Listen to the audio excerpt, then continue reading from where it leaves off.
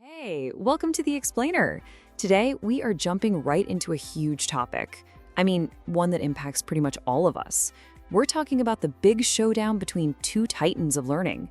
You've got the established champ, traditional school, versus the lightning-fast digital challenger, e-learning. So let's cut right to the chase, right? This is the big question. When you think about the future, about what's really going to set you up for success, which of these is the better investment? And we're not just talking about tuition money here. We're talking about your time, your skills, and really your readiness for the world that's coming. All right, so before we can declare a winner, we've got to properly introduce the two contenders in the ring. You have to know what they're each bringing to this fight to figure out who's the better bet. Okay, so in one corner we have our reigning heavyweight champion, traditional education. You know this one. It's all about brick-and-mortar classrooms, seeing your teacher face-to-face, and that direct hands-on guidance. And in the other corner, you've got the quick digital challenger, e-learning. Its game is all about flexibility, breaking down barriers, and giving you access to knowledge from anywhere. So to keep this a fair fight, we're going to break it down into a 4-round showdown. We'll see how they stack up against each other on the things that actually matter when you're deciding how and where to learn. Let's get right to it. Ding, ding. Round 1 is all about the money, the cost. And this is a big one. Where do you get more bang for your buck? You know, there's a great way to think about this. Traditional education, it's kind of like buying a house. It's a massive upfront investment, right? Buildings, campuses, the whole 9 yards. But e-learning, well, that's more like renting a really cool smart apartment. All you really need is a decent device and an internet connection, and you're in. And when you really look at the numbers, the difference is, well, it's huge. Traditional schools have these incredibly high initial costs for the buildings, plus massive ongoing costs for staff and just keeping the lights on. E-learning just slashes all of that. And maybe the best part? You can update the content for an online course and send it out to the entire world for just a tiny fraction of the cost. It makes knowledge way more accessible. So after round 1, when it comes to pure cost effectiveness, the winner is pretty clear. E-learning just blows the doors open for so many more people by lowering that financial barrier. So for pure accessibility and getting the most out of every dollar, round 1 definitely goes to e-learning. All right, on to round 2, flexibility. I mean, our lives are busier and more complicated than ever. So how does each of these models actually fit into a modern schedule? Okay, for this round, it's not even a close fight. E-learning is the undisputed champion of flexibility, period. It lets you learn whenever, wherever. So if you're a parent trying to study after the kids are in bed, or you're a pro trying to get a new skill on your lunch break, e-learning is designed for you. It literally bends to your life. You don't have to bend your life to it. Round 3. Now this is where things get a little more interesting, a little more complicated. Which one actually gives you better quality content? See, quality really depends on what you're trying to learn. In a traditional classroom, the teacher is the absolute star. That personalized feedback you get in a hands-on chemistry lab, you just can't replace that. But what about a field like AI that's changing every single day? An online course from a top global university is probably going to be way more up-to-date than what a local school can offer. So for this round, it's a draw. It all comes down to what you need to know. And that brings us to the final round. Future-ready skills.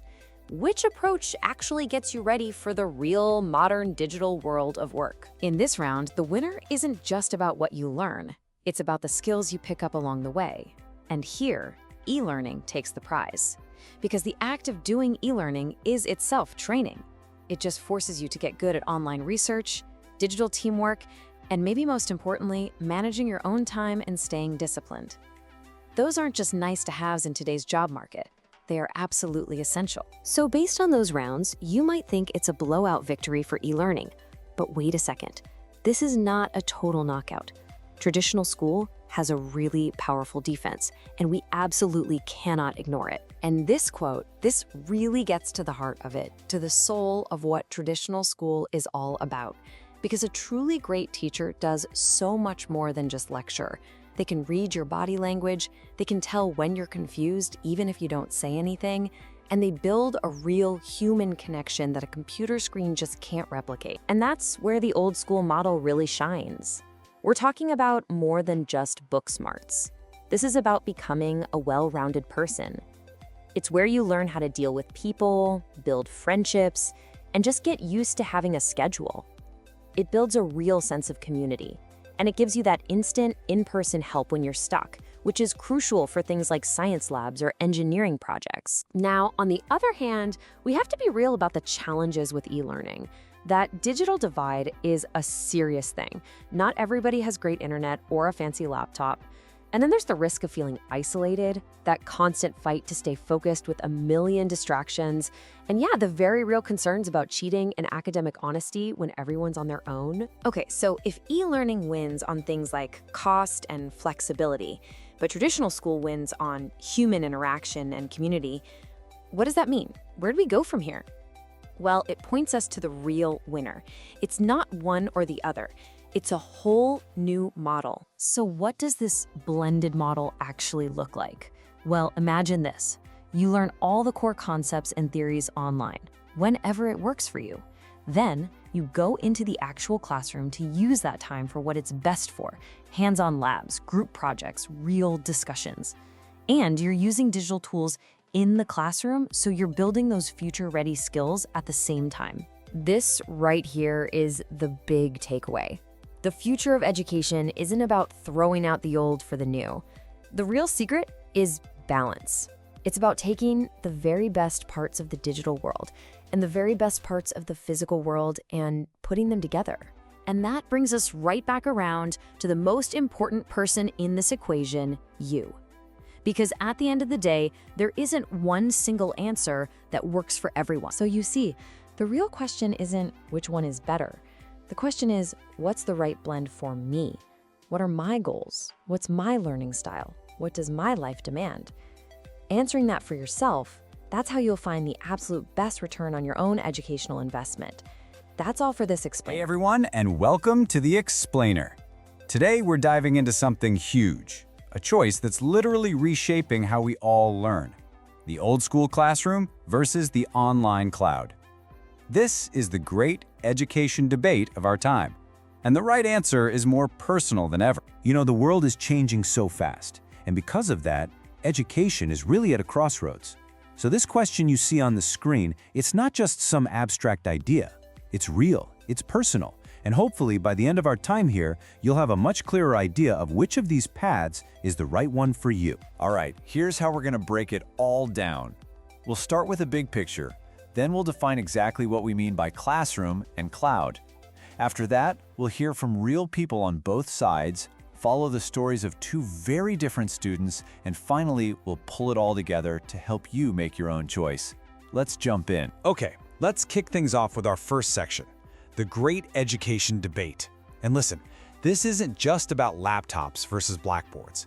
It's a clash between two totally different ways of thinking about what it means to learn and to grow. You see, this isn't just some passing trend. It's a fundamental shift in how we get information and build skills. And to really understand what this looks like for actual people, we're going to follow the stories of two students, Sami and Sarah, who found themselves right at this fork in the road and had to make a choice. Okay, so before we can really dig into a good comparison between the classroom and the cloud, we need to be on the same page. Let's get our definitions straight so we all know exactly what we're talking about. All right, first up, traditional education. This is probably what most of us grew up with, right? It's all about being there in person, in a physical classroom. The key ingredients are face-to-face teaching, a schedule that's set in stone, and for a lot of subjects, that all-important hands-on work in a lab. And then you have e-learning, which, well, it completely flips that on its head. This system uses technology to bring the classroom to you. All the lessons and materials are online, which means you have the incredible freedom to learn whenever you want, wherever you are, right from your laptop or even your phone. Okay, this table right here, this is where it all comes together. You can really see the trade-offs side by side. With traditional, you get that direct human interaction and a solid structure, but it usually costs more and offers zero flexibility. E-learning gives you all that flexibility, and it's often cheaper, but you have to be super self-motivated, and you risk feeling isolated. And look at that last row, practical skills. That is a huge advantage for in-person learning and a massive hurdle for online programs to overcome. But, tables and stats are one thing. They don't tell the whole story. To really get it, you have to hear from the people on the ground, the students and teachers who are living this every single day. Let's hear what they have to say. Let's start with Dr. Ahmed, a university professor. He makes a really strong case here. He's talking about those spontaneous conversations in the hallway, the ability to read body language, that feeling of being part of a community. For him, that's a kind of magic that technology just can't recreate. But then you hear from someone like Ali, and you see the other side of the coin. For him, and for so many others, flexibility isn't just a nice perk, it's everything. It's the only way he can balance his education with work and life. For Ali, e-learning isn't just an option, it's the only option. Now here's a really tough question, and it comes from a teacher, Khaled. This is a huge challenge for online learning. How can you be sure the person doing the work is the actual student? How do you prevent cheating? It's a serious problem, and honestly, the world of e-learning is still working hard to find a good answer. And finally, let's listen to Fatima. Her point is so important because it reminds us that the ideal classroom isn't ideal for everyone. For some students, the pressure of keeping up, of speaking in front of a group, it's overwhelming. E-learning gave her the power to take control and learn in a way that felt right for her. So we've heard these really powerful personal takes.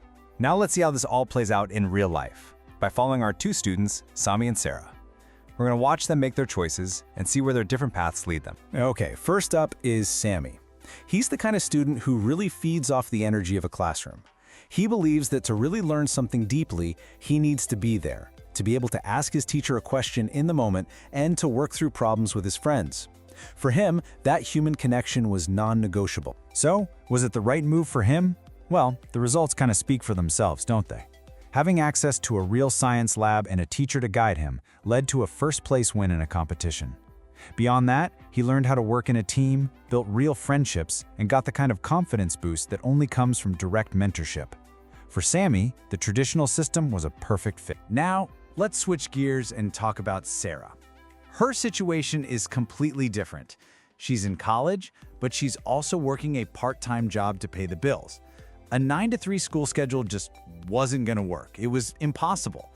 She needed another way, and she found it with e-learning. And for Sarah, the outcome was just as life-changing, but in a totally different way. E-learning gave her the flexibility she absolutely had to have to keep her job and get her degree. But look at the other benefits. She worked on a project with students from all over the world, and maybe most importantly, she learned how to manage her own time and be a truly independent learner, a skill that's going to help her for the rest of her life. Okay, we've defined the terms, we've heard from students and teachers, we've followed two different paths. Now we get to the big question. How do you take all of this and figure out what it means for you? What matters most when it's time to make your choice? So after all that, what's the bottom line? It's actually pretty simple. There is no one-size-fits-all answer. It's all about you.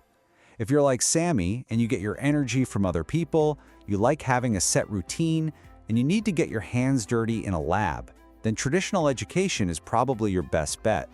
But if you're like Sarah and your life demands flexibility, you're good at pushing yourself, and you want to tap into knowledge from all over the globe, then e-learning could be the key that unlocks everything. And that brings us to the most important takeaway of all. We have to completely reframe how we think about this. It's so easy to get into arguments about which system is better. But as we've seen today, that is absolutely the wrong question to ask. The only question that really matters is the one you see right here. Which one is better for you?